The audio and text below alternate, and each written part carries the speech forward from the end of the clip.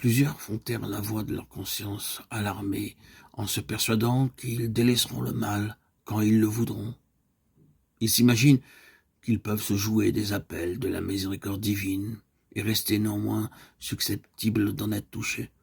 Ils pensent qu'après avoir méprisé l'esprit de grâce et s'être placés sous la coupe de Satan, ils pourront, dans un moment de terrible extrémité, changer complètement de conduite. Mais cela ne se fait pas aussi facilement.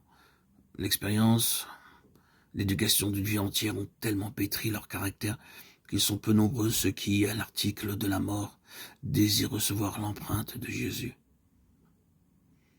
Un seul travers de caractère, un seul mauvais désir conservé obstinément neutralise à la longue toute la puissance de l'Évangile. Chaque jouissance coupable fortifie l'aversion de l'âme pour Dieu, ce qui témoigne pour la vérité divine une incrédulité tenace ou une stupide indifférence ne fait que moissonner ce qu'il a lui-même semé. Il n'y a pas dans toute la Bible un avertissement plus effrayant contre le danger de jouer avec le mal que celui contenu dans ces paroles du sage. Le méchant est saisi par les liens de son péché. Proverbe 5, 22.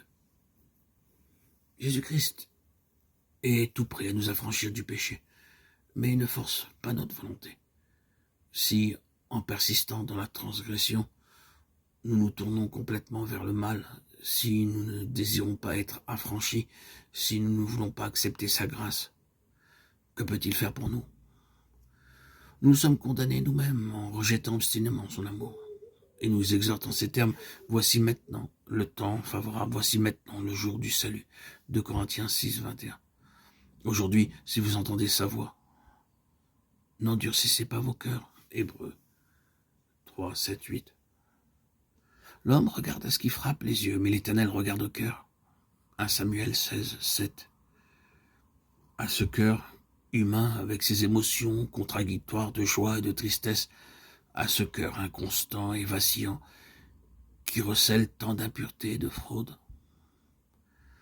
Il en connaît les desseins, les intentions et même les mobiles. Allez à lui tel que vous êtes, l'âme tout immaculée. Avec le psalmiste, ouvrez-en toutes grandes les avenues à l'œil auquel rien n'échappe. En vous écriant, sonde-moi, ô Dieu, et connais mon cœur.